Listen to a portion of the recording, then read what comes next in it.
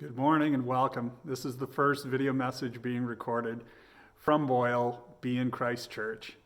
And I am glad to be able to do this for all of our friends and family at Boyle. Today's message takes us back to our journey with Jesus as we read about him in the book of Luke. In the midst of this continuing pandemic, where the news delivers a certain level of uncertainty on a daily basis, I thought it would be appropriate and beneficial for us to return to a bit of normalcy and to provide a sense of continuity in our lives. I stand here at the front of the church, and though we are unable to gather together here physically, we are together. We are one in spirit, one in heart. Our love for God and his Son, our Savior, is what unites us.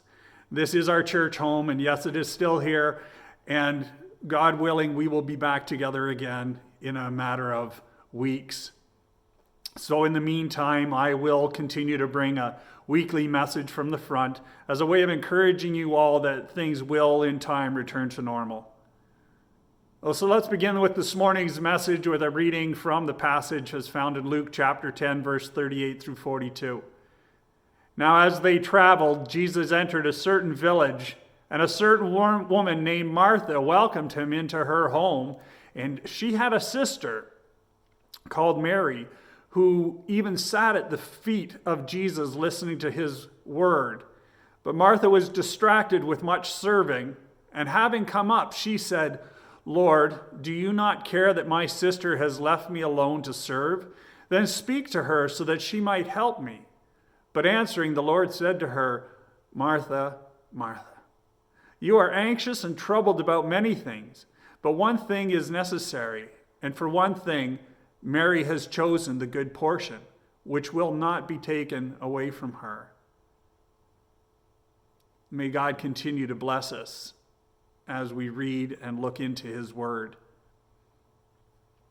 As I read over this passage, God brought to mind a specific memory from a time in my childhood that identified with this story.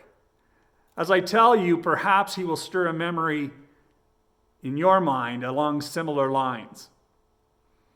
I've been blessed to be a part of the church all my life. God has made himself ever present to me. In all of the denominations I have been a part of, God has made himself known. When I was around 9 years old, I was part of the congregation of St. Mary's Catholic Church in Carleton Place, a little town just outside of Ottawa. And one Sunday, there was a guest priest, a seminarian. That was someone who was studying to become a priest. His name was Bernie O'Connor. Now, Bernie was a short and portly gentleman, a jolly person with a wonderful sense of humor, and he loved people. He was like a modern-day Friar Tuck. Being that he was going to be helping at the church for several months, my parents had the opportunity to have him over for dinner. My mother now was someone who would put everything into entertaining guests. Dinner would be served on the fine china. The polished silverware would be brought out, and the crystal glasses. She would spend the day preparing the meal while my brothers and I had the job of making sure the house was spotless. So it was a lot of work. Bernie arrived at the designated time, and as we were preparing to take our places around the table, he commented on our piano. If I remember correctly, my father asked if Bernie played, and Bernie said that he did, and he would play for us after supper. When the meal was over, it was our boys, my brother and I, job to help clear the table and do the dishes. And as we began the task at hand, Bernie sat down at the piano. I can say this. My brothers and I played the piano. We all took lessons, and we could all play at some level. But what Bernie did was amazing. Bernie had truly been gifted by God to play the piano. I had never heard a piano played the way Bernie played it. So needless to say, my brothers and I were distracted from our task at hand. We wanted to stop and watch Bernie play. We could hear it clearly from the kitchen. But his tiny hands and short, stubby fingers seemed to bring music from our piano like it was magic. My mother had to continuously prod us away to get work done. Bernie, seeing that his playing was causing a bit of a disruption, stopped. But he promised he would play again when the work was done. I don't think my brothers and I ever worked faster. I want to ask you, do you remember a time when something similar happened? Maybe you were the one having to do all the work while others were enjoying the entertainment.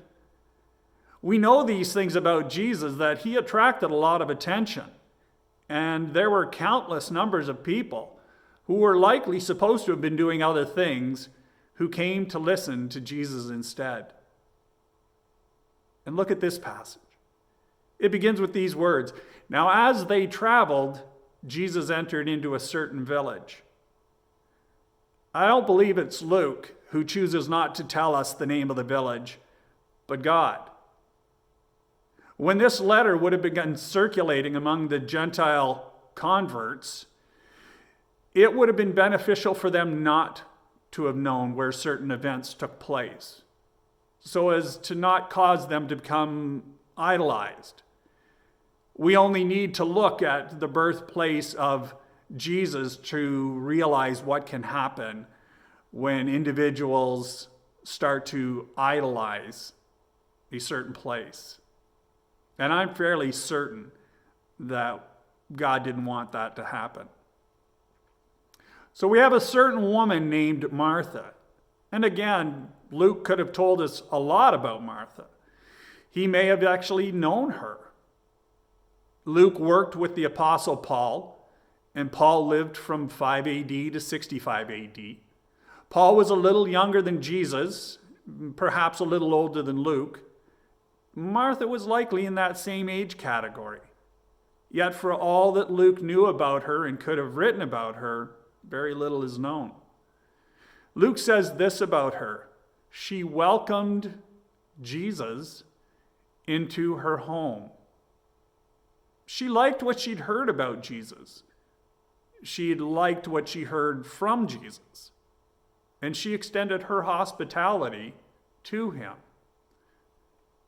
It is no different today. When we have people into our homes, we make an effort to make them feel comfortable. We welcome them, we take their coats, we offer them something to drink, perhaps a snack, and we sit down to talk. If our invitation to them includes lunch, dinner, some form of a meal, then we get to spend even greater amounts of time shared around the table. And this is what Martha had done. We see that in the details of this account. Luke continues, and she had a sister called Mary. Well, we now have another detail about Martha. In the Greek, Mary is written as Miriam. She is the younger sister of Martha. The home belongs to Martha. And it is Martha who extended the hospitality to Jesus. Luke records this about Mary, who even sat at the feet of the Lord listening to his word. For Luke, he never got to meet Jesus. He writes of this gathering as an opportunity that was not to have been missed. Almost envious of Mary being one who got to sit at the feet of Jesus and hear him speak. Not in a huge gathering of hundreds, but this intimate social gathering of disciples and friends.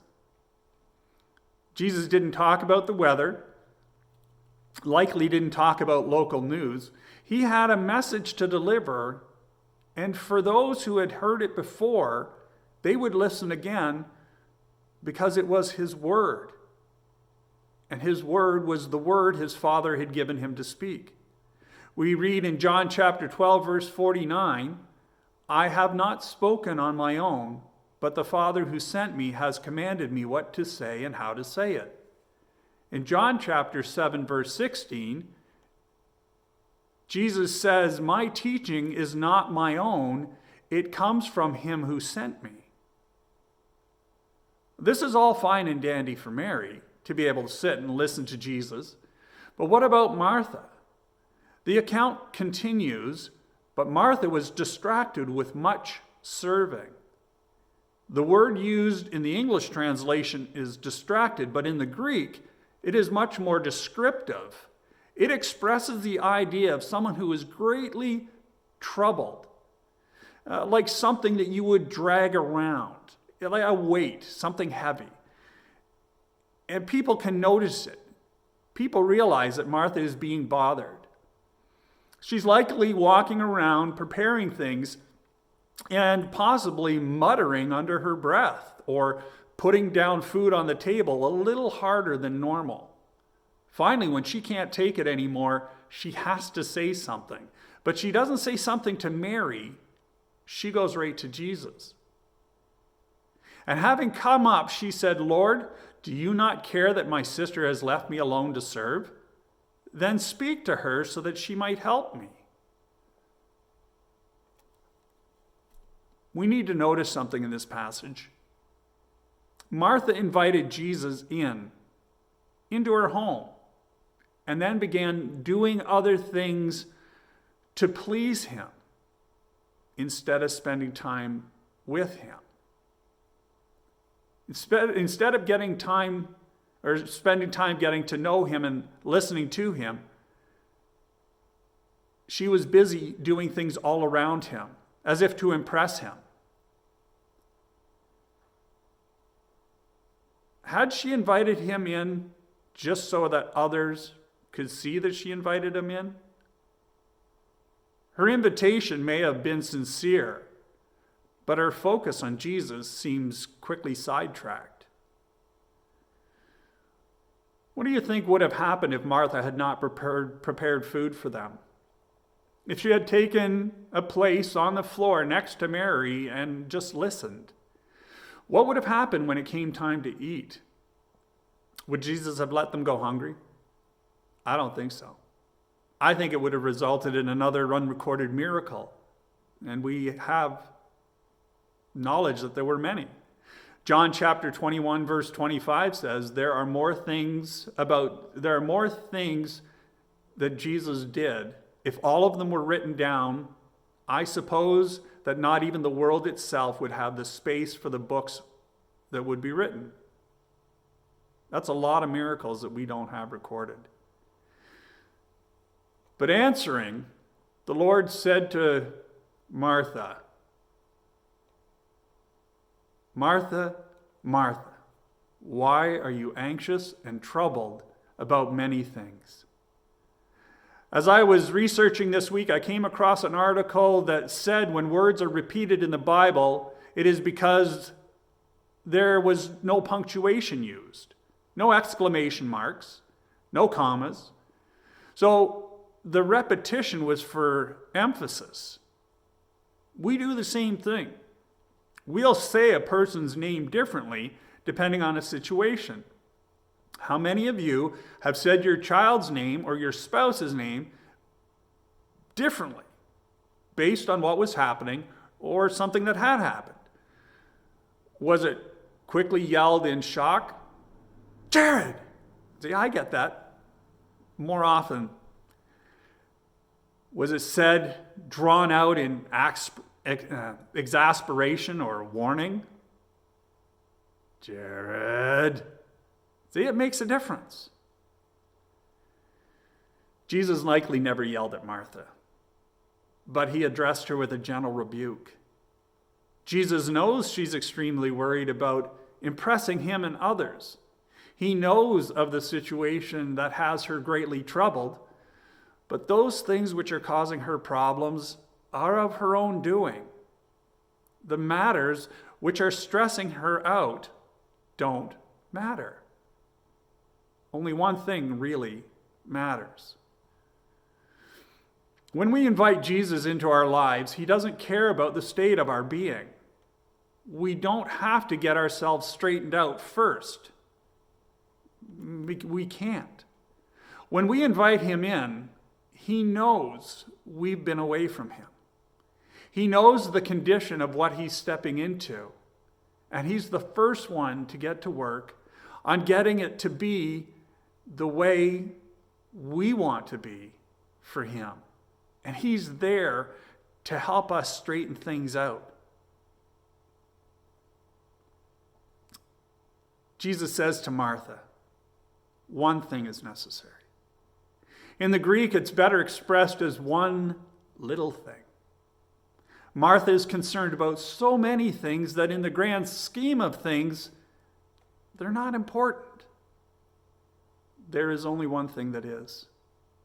And the one thing, Mary has chosen the good portion. Picture a table laid out at Martha's. There's all kinds of food on the table, so much to choose from. But there's something else at the table. At the end of the table, there's Jesus. Of all the things Mary could choose from, and perhaps there were people all around her taking a little of this and a little of that, and they're all filling their physical needs. Mary passes on all of that and chooses to sit and listen to Jesus. She's not distracted by the food. She's not distracted by the other conversations. She doesn't want to miss a single word that Jesus says. She's interested in building her relationship with him. From this one little thing Mary has done, the simple choice, Jesus says is the one which will not be taken away from her. Jesus is not about to act on Martha's behalf, on Martha's complaint, and direct Mary to go do that which is meaningless, that which is fleeting, that which is here today and gone tomorrow. By the next day, this gathering would be but a memory, lost in the minds of many of those who were there. The only thing changed about them being their waist size. For Mary, her time with Jesus would change her forever. And Jesus was not about to take that moment away from her because it was too important. From that moment forward, no one could take away from Mary what she had gained from her encounter with Jesus. We also share a place in this story. As believers, each and every one of us has chosen the good portion. We have chosen correctly. We have chosen Jesus over all the things that this world has to offer. And I'm happy to say, no one can take that away from any of us. And may God bless you in the remainder of your day. Amen.